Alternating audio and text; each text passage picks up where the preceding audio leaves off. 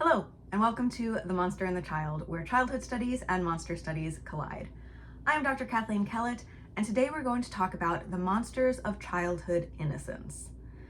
That may sound like a contradiction in terms, but I actually have a whole series of videos planned around this topic. It turns out that when we look at innocence historically, the conversation quickly becomes, in the words of the great sage Britney Spears, not that innocent. Before we get started, I want to give you fair warning that some of the topics in this video are going to get pretty heavy. You probably already guessed that from the title of the video, but just in case, we will be talking about some very real violence that children of color have endured, both in the past and in contemporary times. In particular, I'll be focusing in this video on anti-Black racism, especially in parts 2 and 3. This is a crucial element in the development of the concept of white childhood innocence over time. I hope this video will help make it clear just how important it is to unpack the ideas about childhood that we take for granted. So, now that I've made you nervous, let's see what this whole innocence thing is about. I have to lay some groundwork before we get to the monsters of it all, but rest assured, they are coming. The notion that children are naturally innocent is so ingrained in contemporary Western society that many people will go their whole lives without ever questioning it. After all, how could a child be anything other than innocent, no matter how we define that term? Because we can approach innocence in a few different ways here. First, there is the understanding of innocence as ignorance or a lack of experience. Kids aren't born knowing a lot about the world or how to do very much. Just by virtue of how time works, they have less experience living than adults do. So yeah, on the whole, adults have access to a lot more knowledge than children do, including knowledge about the bad stuff. Very, very young children, for example, don't have a fully formed concept of death yet. Babies and toddlers don't have access to or ways of contextualizing the experiences of many others beyond their immediate caregiving communities. So while a little kid's parent may hear about and feel grief for lives lost in a natural disaster a few states away, their kid will remain blissfully ignorant, innocent, of that tragedy. Except, of course, for kids who actually live in the area that was affected by the natural disaster. But now I'm getting ahead of myself. We'll have plenty of times to poke holes in this concept later. The other main way of understanding innocence is through a moral lens. Innocence can mean an absence of guilt, or it can mean a presence of moral purity. There's a small but important distinction there. An absence of guilt is pretty straightforward, and especially when we're talking about like babies, it is actually true in a material sense. A baby isn't out there committing crimes. They don't know how to do that cognitively or physically yet. But a belief in the presence of moral purity, not just the absence of guilt, means that a child is seen as an addition of inherent virtue into the world. Just by being a child, that child is capital G good. More good, in fact, than any corrupted, compromised adult could be. Tons of people just accept that idea as a natural law of the universe. But that has not always been the case. If we think about the Western world, it's hard to think of a system more historically powerful than Christianity. And many of the permutations of Christianity, and certainly those that have held a great deal of historical power, have a doctrine of original sin. This refers to the belief that all humans are born with the inherited sin of Adam and Eve's disobedience already staining their soul. So it doesn't actually matter that an infant hasn't had a chance to do anything wrong yet. They still don't have that absence of guilt in this theology. Now, different denominations have different approaches to dealing with this doctrine. I was raised in the kind of relaxed, loosey-goosey American Catholicism with a somewhat shoddy religious education that comes from random moms recruited into teaching CCD classes. So I was basically taught that we baptize that original sin right off when I was christened. So plenty of modern Christians have managed to synthesize a dogmatic belief in original sin with a cultural belief in childhood innocence. But not all philosophies are so easily resolved. St. Augustine of Hippo, who in the development of Christianity was a very big deal, argued that original sin meant that humans were born with not just like a little mark that could be buffed out, but rather an irrevocable predisposition to sinfulness. If left to our own devices, i.e. without, the strict guidance of the church, we'll be just out there sinning, and that starts from birth. St. Augustine's ideas are still hugely influential in Catholicism, and some sects of Protestantism really run with it. Enter John Calvin, who developed this interpretation of original sin into the charmingly named doctrine of total depravity. Calvinist theology was a particularly influential force in much of colonial America due to the proliferation of Puritans throughout the colonies. In her book, Racial Innocence, Performing American Childhood from Slavery to Civil Rights, Robin Bernstein explains that the Calvinist Puritans believed, quote, children were inherently sinful and sexual, even more so, potentially, than adults, who had learned through rationality and self-discipline how to control their damnable impulses, end quote. And when she says damnable, she means that literally. Calvinist communities believed that child rearing was first and foremost a project of redirecting children's otherwise inevitable progress towards Satan and hell.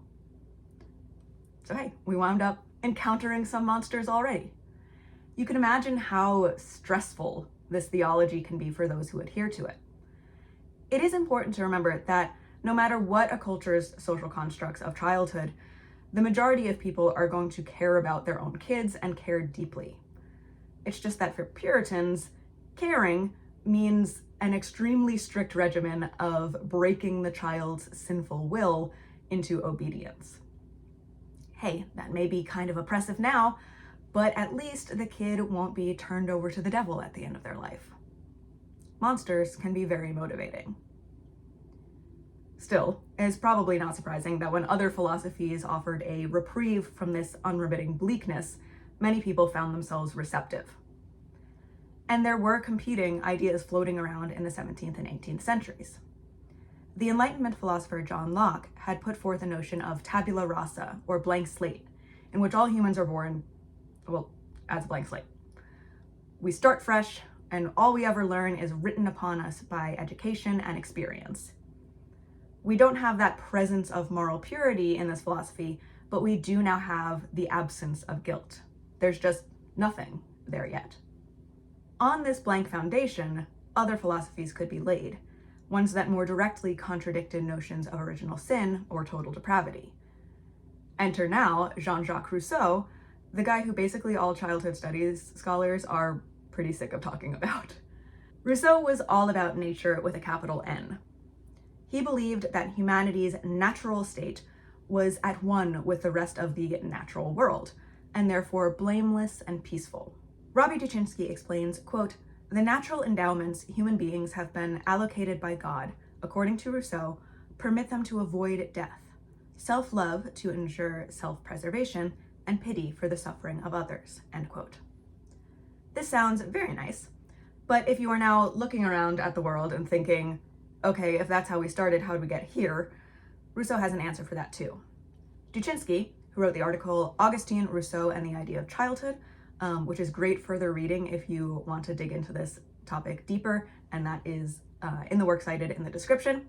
So Duchinsky goes on to explain, quote, according to Rousseau, humankind left the state of nature through a series of material revolutions, end quote. Basically, as soon as we started making tools, it was all over for us. Our inventions may have protected us from some of the more dangerous elements of nature, but they also required us to form societies, which then led to economies, which led to competition. By and by, we wound up in the mess that we're all in now. However, every child, in Rousseau's estimation, starts with that ideal state of nature. It is only their immersion in society that gradually corrupts them. You will recognize this as the exact opposite of the Calvinist view of enculturation. So now we have finally arrived at this vision of childhood that is actively better, morally and naturally speaking, than adulthood. It is the period of life in which we are closest to what we were originally supposed to be. Of course, this philosophy has pretty drastic implications when it comes to how children should be treated. Instead of breaking children's will, Rousseau advocated for children to have a natural education. This meant removing, quote, any artificiality from the life of the child, end quote.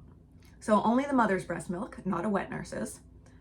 Don't teach the kid to read too early, and let them learn from experience out in the natural world as much as possible, with guidance from a philosophically right-minded tutor as they get older. This is the subject of Rousseau's educational thought experiment, Emile. We can definitely see how Rousseau's ideas were grounded in a rather privileged position in society, and we can also, from our 21st century vantage point, poke a lot of holes in this. For one thing, there was no period of human history, even in the farthest reaches of prehistory, where we were predominantly asocial creatures. Rousseau has this vision of us coming together only to mate before wandering off again into nature with no thought of past or future. But in reality, before we were even Homo sapiens, we were already an intensely social species. Society and nature aren't opposites when it comes to human beings, as much as they have come to be seen as such in Western thought. But regardless of their historical and scientific veracity or lack thereof, Rousseau's notions of childhood embodying an innate pre-social goodness and unity with nature became very, very influential. Rousseau was an important precursor of the capital R Romantic era of the late 18th and first half of the 19th century in Europe. And damned if those romantics did not love the innocent child. That cherubic symbol showed up in their literature, their visual arts, and it paved the way, even as we move out of this sort of philosophical and artistic era, for lots of innocent kids to show up on consumer goods. Rather in contrast to the more famous saying, but no less true, innocence sells. Now, it's important to acknowledge that there's no such thing as a totalizing philosophy, especially for the entire West. Obviously, original sin still exists today as a doctrine. And I absolutely do intend to do a future video specifically on American Christianity and childhood because, oh boy, are there a lot of monsters to discuss in that conversation. There's also a ton of cognitive dissonance when it comes to our social constructs of childhood. Children are often disparaged in the same breath as they are practically deified. Not really a surprise when we think back to those multiple definitions of innocence. Morally pure, sure, but also ignorant, less capable and competent and rational than adults. In my previous video, I talked about adultism, which is a term for the systemic marginalization of children in society. Though on the surface, a belief in childhood innocence may seem like the opposite of anti-child prejudice, it can be used to enforce restrictions on children's autonomy and agency in the name of preserving that innocence. That is also the topic of a future video. This is kind of the problem with talking about childhood innocence. There's a ton of different things to cover. So that's why I'm doing this as a series, so I can focus on one thing at a time. So now, where do monsters come in? So monsters exist outside of and opposed to our definitions of humanity. At least that's what I argue in my Monsters 101 video. If part of what it means to be human is that childhood is a period of innocence, then it makes sense that we create monsters to represent threats to that innocence.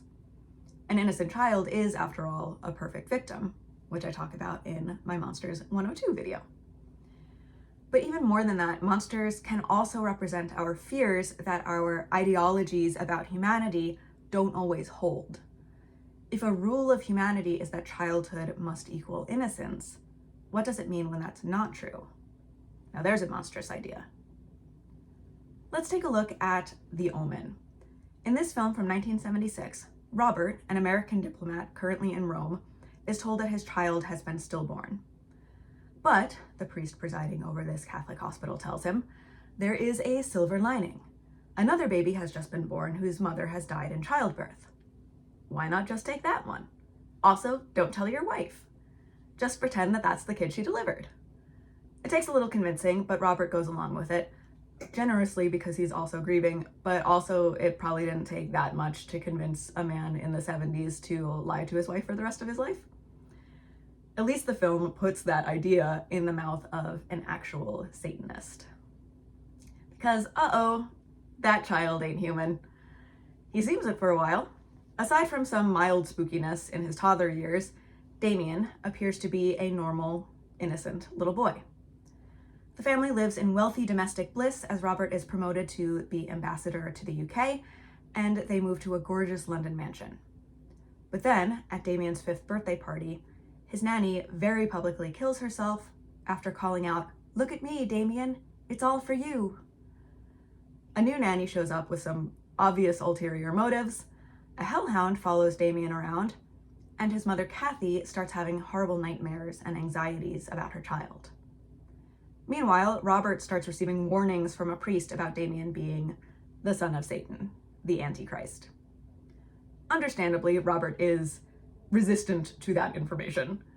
Sure, the family's had some bad luck, and yes, Kathy has started to fear that she's going insane because she feels like Damien isn't actually her biological son, which he is not, and which Robert still does not tell her. But Damien himself hasn't done anything wrong. Until the evil nanny opens the door of the nursery, and Damien rides out on his tricycle as his mother is fixing a hanging plant over a railing. He rides right into her and knocks her over. Kathy manages to hold on for a second, but Damien watches while her grip slips and she falls to the floor below. But even then, did he mean it? He didn't seem scared or remorseful, true, but it still could be an accident. Besides, the film keeps cutting back to the nanny's eyes during the scene, which can lead a viewer to wonder if she's actually running the show. Maybe she's controlling Damien in some way. Robert certainly wrestles with these doubts, even as evidence mounts about the mysterious circumstances of Damien's birth. Robert and a photographer who has started piecing this mystery together join forces and uncover the remains of Robert's biological son, clearly having been murdered, along with a jackal that gave birth to Damien. So Damien is literally not a human child. And even then, when Robert is told that he must kill Damien to save his family, himself, and the world, Robert is adamant that he cannot murder a child. Damien is in the body of helplessness, of blamelessness, of innocence. There has to be some mistake. Doubt remains until Robert finally sees the birthmark hiding beneath Damien's hair. 666. Only then does Robert attempt to go through with the ritual slaying of the Antichrist, though he is still clearly agonized as Damien cries, "No, Daddy, no!" Robert is ultimately unsuccessful. The police catch up with him, and seeing a man about to stab a child, they open fire. Damien is placed in the custody of the President of the United States, and at the funeral of his father, in the very last shot of the film, he turns toward the camera with a sinister smile. It is only this final image that removes all doubt, more than the 666 or the hellhounds or the jackal or anything else. If Damien really were an innocent child, he would be devastated, traumatized, but he is not. The Omen requires its audience to believe in childhood innocence because it is only the absence of that quality that makes Damien so spooky. But, as multiple characters insist to Robert throughout the film, despite what Damien looks like, he ultimately is not a child. Because he isn't innocent, he can't be. Though it may seem like the Omen presents us with the destruction of childhood innocence, it actually upholds it by supporting the notion that innocence is required for real childhood to exist. In Evil Children in the Popular Imagination, Karen J. Renner argues, quote, "As strange as it sounds, the history of evil child narratives has largely been a series of efforts to confirm the essential innocence of children," end quote. She studies a large corpus of supernatural horror and comes to the conclusion that the fantastical forces that create this condition of evil, or purposeful, powerful malice, quote, symbolize those causes of deviant juvenile behavior so often pointed to in the real world as causing an individual child to stray from the ideal of the child, such as defective genetics, flawed parenting, faulty educational practices, bad influence like violent video games, and a sex-obsessed consumer society or a warmongering culture, end quote. In other words, It's that pesky society to blame, not the child itself, just as Rousseau would have it. Now, in The Omen, most of Damien's exposure to society doesn't seem that bad. His parents love him. Maybe they're a little too indulgent with their lavish house and birthday parties, but, everything from the outside seems fine. But a couple videos ago, I discussed the case of Samara in The Ring as a specifically adopted child, an intrusion into the biological nuclear family, a threat from outside that most sanctioned and sacred cultural institution. Damien's intrusion also literally invites dishonesty and deceit into the family, as Robert conceals his origins from Kathy. He is the embodiment of the imposter, the facade of perfection concealing a rotten foundation. Now, just as I pointed out with The Ring, the implications here are, let's go with not great. Yes, much of the Western world has incorporated the notion of innocent childhood into its cultural hegemony. But corruption happens at some point, and that corruption is the enemy because it threatens our most precious, pure, perfect commodity. And remember, it is a commodity. So we have to root out that corruption wherever we find it. We may not be able to raise an Emile-style, natural, unsocialized child, but we need to identify the threats that seek to end the state of childhood innocence before its time. That may mean locking down the nuclear family to only biological children, and only, as you may have noticed in Renner's list, children without defective genetics. Put a pin in that one because that is the subject of my next video. Does that leave actual real children out of this equation of innocence? Yes. Yes, it does. It always does. We may sigh with relief that Damien is not actually a child, but real adopted kids, real kids with behaviors deemed as problematic, even real kids who have committed violence are still kids. But because innocence is considered a literally defining characteristic of childhood, those kids are frequently denied that category of childhood socially, even as they biologically still embody it. And this categorical denial stretches very far to cover entire populations of children. So now, it's time to talk about race. When I was planning this Innocence series, I debated whether I should just begin with a video entirely dedicated to the overview I just gave. Rousseau, Romanticism, The Omen, done. There's enough there. But I decided I didn't want that introduction to just stand on its own, even for only 2 weeks. I think there's still such a temptation, after being introduced to that history, for people to say, okay, so innocence is socially constructed. Maybe it's not a natural law of the universe, but it's still good though, right? Why shouldn't we uphold this idea of childhood innocence? Doesn't it make us appreciate kids more and treat them better? By believing in innocence, do we not actually create innocence by ensuring happy childhoods? To which I would have to ask, happy childhoods for whom? You may have noticed that so far I've been talking about white European and American historical figures and media representations. I've repeatedly referred to childhood innocence as a philosophy of the Western world. This philosophy has never been universally applied. Indeed, even Damien's whiteness, along with the whiteness of most of his fictional evil child counterparts, points to an underlying racial ideology, according to Renner. She explains, quote, "I think that excluding minorities from the evil child genre reflects racist thinking. To me, the underlying assumption is that those children have a natural propensity for evil, and so casting them in the role of the evil child would be redundant, or at least anticlimactic. It is the supposed contrast between whiteness and evil that creates tension," end quote. In other words, if Damien had been a child of color, would audiences be so shocked that he was not innocent? History supports Renner's argument that they would not. Robin Bernstein argues that childhood innocence has historically been raced white. Think back to all of those images I showed you. The visual representation of the innocent child is the white child.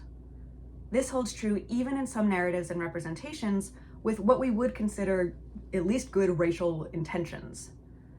Bernstein studies Harriet Beecher Stowe's Uncle Tom's Cabin, an abolitionist novel that was, in its time, highly influential in the fight to end slavery in the United States.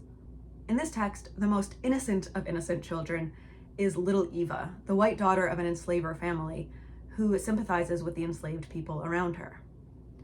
Little Eva's innocence is represented visually through her fair hair and blue eyes.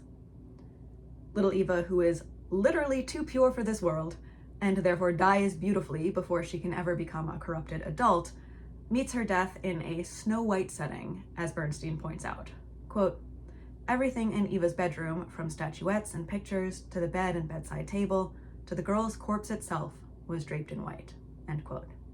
Ebony Elizabeth Thomas explores the dichotomy of white and black as moral categories in her book The Dark Fantastic: Race and Imagination from Harry Potter to the Hunger Games. She does so by unpacking the dark other in fantasy narratives, the monstrous antagonist who is physically marked as darker than the heroes. She writes, quote, "The traditional purpose of darkness in the fantastic is to disturb, to unsettle, to cause unrest. The primal fear of darkness and dark others is so deeply rooted in Western myth that it is nearly impossible to find its origin." End quote. One really obvious example of the dark other would be King Kong, a black ape worshipped by native savages, stolen from its land for the benefit and wealth of its white captors, who then goes on a rampage against symbols of white civilization, such as skyscrapers, and has to be subdued with white military might. Most importantly, King Kong's monstrousness is both contrasted by and directed at the whiteness of the human woman that he falls in love with and kidnaps. Note to self, another future video can be about how white innocence often bridges both childhood and femininity, to the detriment of both children and women. We can also see the dark other in the European fairy tale tradition. Anne Schmiesing points out that in the Grimm's Children and Household Tales, or KHM to use the German acronym, the color black is associated, quote, "almost exclusively with negative attributes or situations," end quote. In some cases, fairy tale monsters are already colored black, and in others, human characters are turned black either through magic or with substances like pitch as punishment for their misdeeds. There is nuance here, as some negative associations with blackness derive from environmental darkness. We can't see in the dark, therefore it's more dangerous.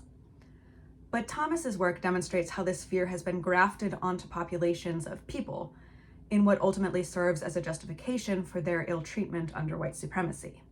Schmiesing also acknowledges that this is at play in the Grimm's tales.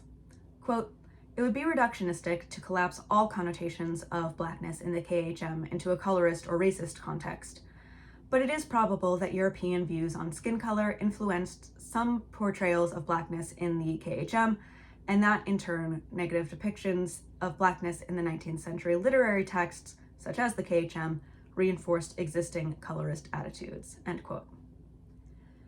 And as the name of the Grimm's collection implies, these depictions are part of a genre of storytelling that is highly associated with childhood. Therefore, associations of blackness with this dark other begin to be learned from the earliest ages within white supremacist societies. So, we have two equations or social scripts here.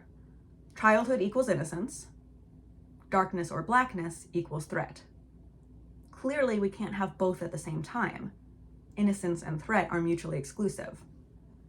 So where does that leave children of color, particularly black children? Robin Bernstein's Racial Innocence is all about this question.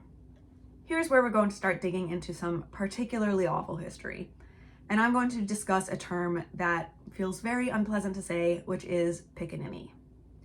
Some people nowadays may be unfamiliar with this term entirely, because depending on where you grew up, it may have already been relegated to the realm of only really old-timey racists who would even use it.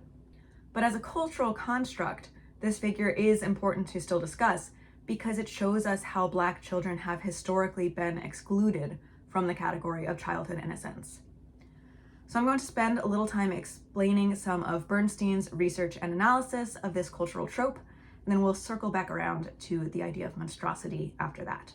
Bernstein analyzes representations of childhood in 19th century America, and she acknowledges that these representations are diverse. No society is a monolith, especially a society as large as a whole nation. Like we discussed before, we can have completely contradictory ideas and ideologies, such as original sin and childhood innocence, existing at the same time. But following the trends in representation, Bernstein argues that as white childhood was defined more and more by its association with innocence, quote, representations of Black children, in contrast, were increasingly and overwhelmingly evacuated of innocence, end quote. That means that these children literally are no longer seen as children because childhood is innocence. Therefore, quote, the Black child was redefined as a non-child, a pickaninny, end quote. Bernstein defines this term as, quote, an imagined subhuman Black juvenile who was typically depicted outdoors, merrily accepting or even inviting violence, end quote. Oftentimes, these were visual depictions that derive from the visual language of blackface minstrelsy. The pickaninny's defining characteristic is the inability to experience real pain, despite being frequently physically attacked, often by animals. Bernstein points us back to Uncle Tom's Cabin and the character of Topsy, who frequently declares that she is unhurt by both physical punishment and verbal racist cruelty. However, since Harriet Beecher Stowe was an abolitionist, the reader isn't actually supposed to take Topsy at her word here. Indeed, contact with the angelic little Eva and her declaration of love for even such a wretched being as Topsy brings Topsy back to the less hardened, more emotional state of 19th century innocent childhood. Uncle Tom's Cabin, like a lot of abolitionist literature written by white people, can be a frustrating study in contradictions, because despite that lack of equality clearly between Eva and Topsy, Stowe did still intend for readers to see Topsy as a child, undeserving of the pain of enslavement. It was only the cruelty of enslavement that stripped Topsy of the trappings of innocence that she should have, in Stowe's view, naturally held as a child.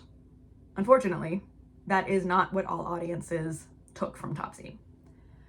Bernstein tracks how adaptations of Uncle Tom's Cabin transformed her into the embodiment of the pickaninny caricature in American pop culture. In these representations, Topsy's declarations of immunity to pain are taken at face value because racism destroys, among other more important things, all vestiges of reading comprehension. This type of representation became so popular that, Bernstein explains, quote, unrestrained violence against representations of Black juveniles was, by the turn of the 20th century, normalized in American popular culture, end quote. Usually, this immunity to pain was intended to be humorous. While the Rousseauian white child, the Emils of the world, were anxiously guarded against the corrupting influences of society so that they could retain their natural state of innocence for as long as possible, the Black child's exposure to the most extreme violence was a source of entertainment. The construct of childhood innocence requires vulnerability. Innocence is always on the verge of being lost if the child experiences too much. Immunity to pain is a clear absence of vulnerability, and therefore absence of innocence. Think about Damien at the end of the movie. We know that he's not innocent because of his absence of emotional pain. So, no pain, no vulnerability, no innocence, no childhood, no humanity. That brings us back to monsters. Is the pickaninny a monster? And is that even a useful metaphor here? At first, it may seem like a stretch. After all, as I just said, the pickaninny is primarily intended to be funny, not fearsome. But Bernstein repeatedly asserts that the pickaninny is constructed as a non-child and therefore a non-human. So, by my own favorite definition of monstrosity, we already have the first ingredient, the expulsion from the category of humanity. Now, I also typically argue that the opposition between monstrosity and humanity is antagonistic. Here's where we have to hold two things in our minds at once: the narrative and the reality. Obviously, I think we can acknowledge that the construction of the pickaninny is, in reality, antagonistic to actual Black children. But the victims and perpetrators in a story or cultural script, and the victims and perpetrators of that story or script, are frequently flipped. Think back to King Kong. The victims in the story are the white lady who gets abducted to the top of the Empire State Building, and I guess the people in New York who are freaked out by the apes' rampage. But the victims of the story are the people of color that the narrative associates with characteristics of animalistic violence and mindlessness, thereby worsening the conditions of racism and white supremacy. So the victims of the narrative figure of the insensate pickaninny obviously are Black kids, but are there any victims in the narrative? Not necessarily on the surface. As Bernstein describes the trope, the pickaninny doesn't pose a threat to anyone but themselves. But what are some of the implications of expelling Black kids from this cultural category of innocent childhood? Well, for one thing, that means that these kids are seen to enter the category of non-innocent adulthood much earlier than their white counterparts. Some of the consequences of this mindset are listed in the work cited in the description, such as an often cited study by Philip Goff et al. That showed that surveyed college students overestimated the ages of photos of Black kids from ages 10 to 17 by an average of 4.5 years. Studies from the National Association of Social Workers also show that Black minors are much more likely to be sentenced as adults and sent to adult prisons than white minors in the criminal justice system. And if they don't feel pain in the same way as white kids, then that makes sense, no? The pickaninny haunts the logic of racist mass incarceration, as well as extrajudicial violence young people of color face. We have some very famous examples of Black kids, from Emmett Till to Trayvon Martin, being murdered on the basis of being perceived as a threat or just an affront to white society, and not as children at all. The pickaninny may not be a scary monster yet, but it is a facet of Thomas's dark other. Its inherent non-innocent unchildishness, and therefore inhumanity, is a necessary ingredient for the monsterification of Black kids from young ages. One of my favorite quotes about monsters is by W. Scott Poole. Monsters do not mean one thing, but 1,000. It is true that a lot of fictional monsters are steeped in racism. King Kong is only one example. We also have the giant elephant riding Southrons of Lord of the Rings, the Romani werewolf curse in The Wolfman, and like a lot of H.P. Lovecraft's overall deal as a person. I focused in this video on anti-Blackness, but childhood is divvied up by racial and ethnic categories just as finely as the rest of humanity is, and race, age, and monstrosity all intersect in unique ways across these axes of different identities. But since monsters have 1,000 meanings, some monster stories exist not to reinforce the narrative of racism, but instead to challenge it. For one such narrative that is particularly pertinent to issues of race in childhood, let's take a look at the 2011 sci-fi horror comedy Attack the Block. If you have not had the pleasure of watching this film, I highly recommend it. We've got early career John Boyega, incredible alien creature design, and some often funny and always sharp commentary about class, race, and adolescence in the UK. John Boyega plays Moses, the leader of a group of teenage delinquents on a poor London council estate, the titular block. The movie opens with the boys robbing one of their neighbors, a white lady named Sam.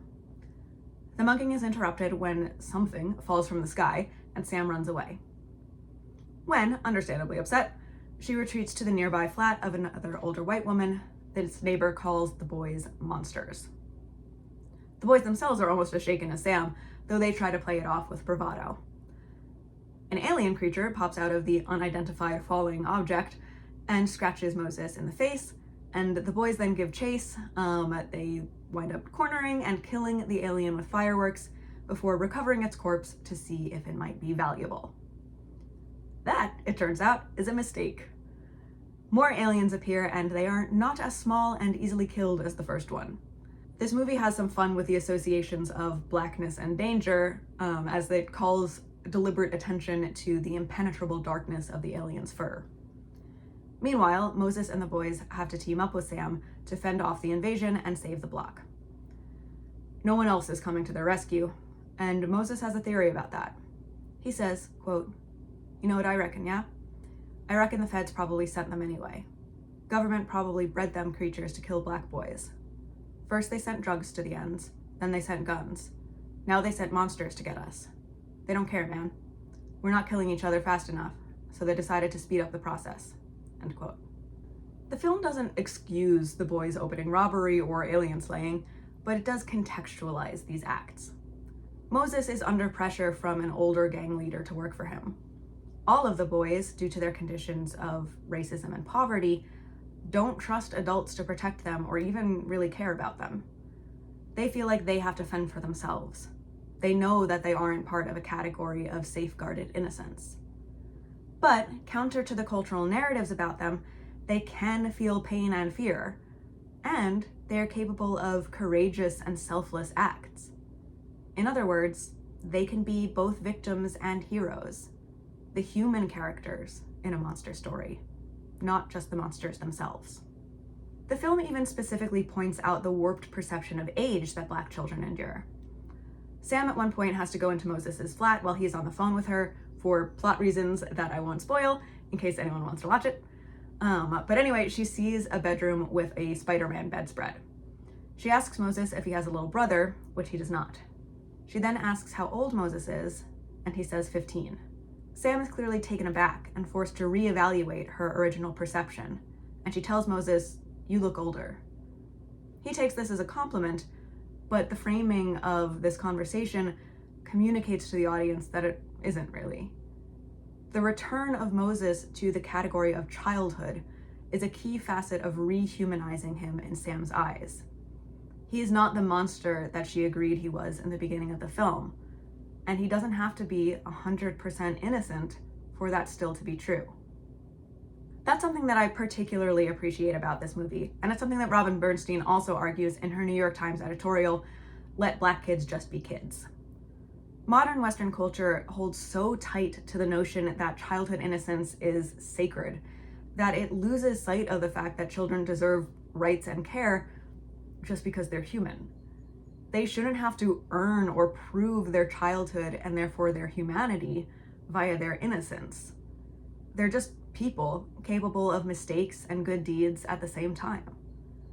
Flattening childhood into types and categories like the innocent white child or the painless pickaninny turns real kids into stock characters. Obviously, one category is worse than the other here, but in order to dismantle one, we need to deconstruct the other, because narrowing our definitions of humanity is always going to lead to more monstrosity. So that's kind of my thesis statement for this entire series of videos that I'm going to have on childhood innocence. Obviously, cards on the table, I'm not a fan of the construct. That has sometimes made people feel like I'm anti-kid, but hopefully after going through this history of the construct's very unequal deployment across childhood, you can see how important it is to be critical of some of the ideas that we take for granted, even the seemingly nice ones. I hope that you enjoyed this discussion, and if you did, I would greatly appreciate a like on the video. I would also love to hear from you in the comments. What are some ways that you see childhood innocence playing into the monster stories that we tell? As I mentioned before, in my next video, I will be discussing childhood innocence and disability, and the many monster stories at the crossroads of those two concepts. I hope to see you back here in 2 weeks for that discussion. To make sure that you don't miss it, please go ahead and subscribe to the channel and ring the bell for notifications. I hit my first 100 subscribers, and I am very grateful to everyone who has gotten in on the ground floor of this new venture. I hope that you're enjoying it as much as I am. I'm really having a good time, and I'm really excited for the topics that I have planned. If you have any requests or recommendations for future topics as well, I would love to hear from you. So until next time, take care, and I will see you soon on The Monster and the Child for more monstrous food for thought.